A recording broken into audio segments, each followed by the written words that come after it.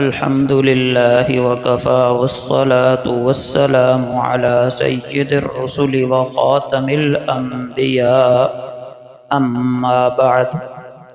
محترم سامعین، ایک مرتبہ حضرت لقمان حکیم رحمۃ اللہ علیہ سے پوچھا گیا کہ جس درجے پر ہم آپ کو دیکھتے ہیں، یہ مقام، یہ مرتبہ، یہ درجہ آپ کو کس طرح ملا؟ آپ جانتے ہیں لقمان حکیم وہ بزرگ ہیں جن کے نام پر اللہ پاک نے قرآن میں ایک پوری سورت نازل کی ہے، سورہ لقمان، اور انہوں نے جو اپنے بیٹے کو نصیحتیں کی تھیں قرآن نے ان کو بھی نقل کیا ہے۔ ان سے پوچھا گیا کہ یہ درجہ آپ کو کیسے ملا؟ انہوں نے جواب دیا، 3 کاموں کا، 3 باتوں کا اہتمام کرنے سے یہ درجہ، یہ مقام، عزت اللہ پاک نے مجھے دی۔ ہم بھی ان کو غور سے سنیں اور عمل کی نیت کے ساتھ سنیں۔ پہلا فرمایا، ہمیشہ سچ بولنا۔ میں نے کبھی جھوٹ نہیں بولا، ہمیشہ سچ کا اہتمام کیا۔ ایک بات عرض کروں، ہم لوگ بسا اوقات خود اپنے بچوں کو جھوٹ سکھا رہے ہوتے ہیں، جھوٹ کا عادی بنا رہے ہوتے ہیں۔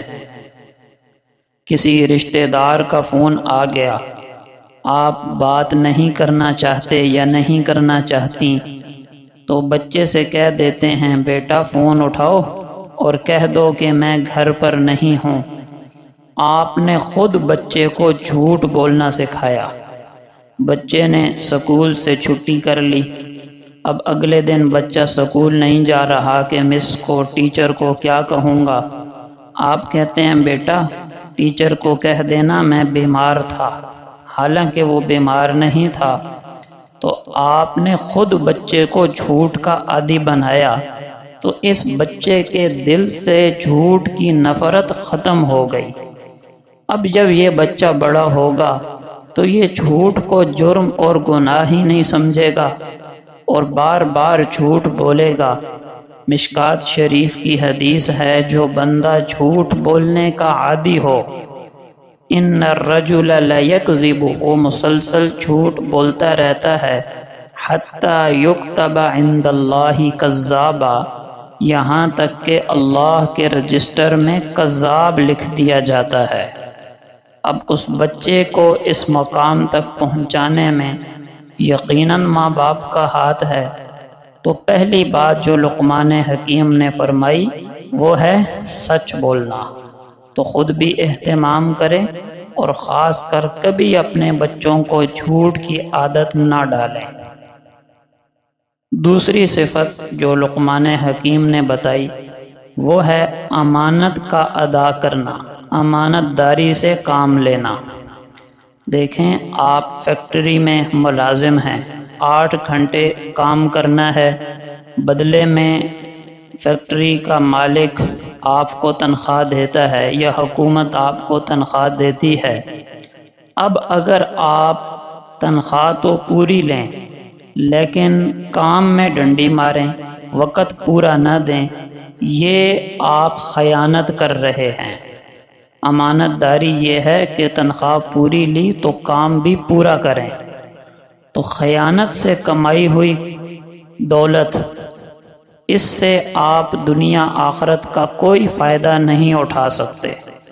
کوئی ٹیچر ہے سکول میں، کالج میں، مثال کے طور پر، وہ تنخواہ پوری لیتا ہے لیکن بچوں کو سبق پڑھانے میں اس لیے کوتاہی کرتا ہے کہ یہ بچے میرے پاس آ کر ٹیوشن پڑھیں گے۔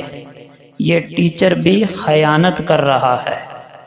ایک مزدور ہے، مالک سامنے کھڑا ہو تو کام صحیح کرتا ہے، مالک سامنے سے ہٹ جائے، اس کی نگرانی نہ ہو تو کام میں ڈنڈی مارتا ہے۔ یہ بھی خیانت ہے۔ اور یاد رکھیں، خیانت کے ساتھ کمائی ہوئی دولت مشتبہ ہو جاتی ہے اور بعض صورتوں میں تو حرام ہو جاتی ہے۔ اسی لیے آج کل ہماری کمائیوں میں برکت نہیں، عبادات کا، نیکیوں کا ذوق نہیں، گناہوں کا شوق ہے۔ وجہ کیا ہے؟ وجہ یہ ہے کہ ہم مشتبہ کمائی کھا رہے ہیں، امانت داری سے اپنی ذمہ داری پوری نہیں کرتے اور تنخواہ پوری لیتے ہیں۔ تو لقمان حکیم نے دوسرا وصف کیا بتایا؟ امانت داری۔ اور تیسرا وصف بتایا لایانی باتوں سے، لایانی کاموں سے پرہیز کرنا۔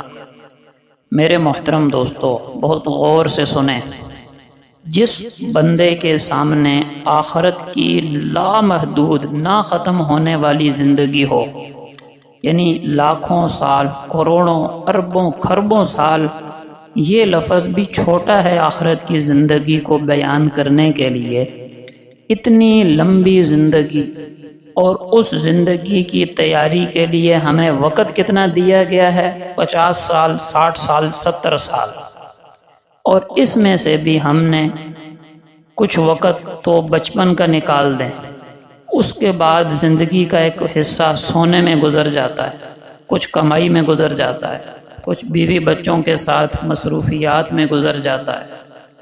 پیچھے جو تھوڑا سا وقت بچ جاتا ہے، اس کے بارے میں ہم یوں کہتے ہیں کہ میں ٹائم پاس کرنے کے لیے یہ پروگرام دیکھتا ہوں، یہ چینل چلاتا ہوں، میں ٹائم پاس کرنے کے لیے یہ کام کرتا ہوں۔ کیا ایک مسلمان بھی یوں کہہ سکتا ہے کہ میں نے ٹائم پاس کرنا ہے؟ اس کے پاس اتنا وقت کہاں سے گیا؟ 1000 سال کی بھی زندگی ہوتی میرے آپ کے پاس، یقین جانیے آخرت کے مقابلے میں بہت تھوڑی تھی۔ ایک آدمی قیامت کے دن آئے گا، حدیث پاک کا مفہوم ہے کہ اگر کسی کے پاس 70 نبیوں کے برابر بھی عمل ہوتا، بالفرض ہو نہیں سکتا، تو قیامت کے حالات دیکھ کر وہ بھی کہے گا کہ آج میرے پاس عبادت تھوڑی ہے کہ میں آخرت کے احوال سے بچ سکوں، اور میرے آپ کے پاس ہے بھی کچھ نہیں، وقت بھی انتہائی مختصر سا۔ ہم لایانی کاموں کے لیے، بے مقصد کاموں کے لیے وقت آخر نکال کہاں سے لیتے ہیں؟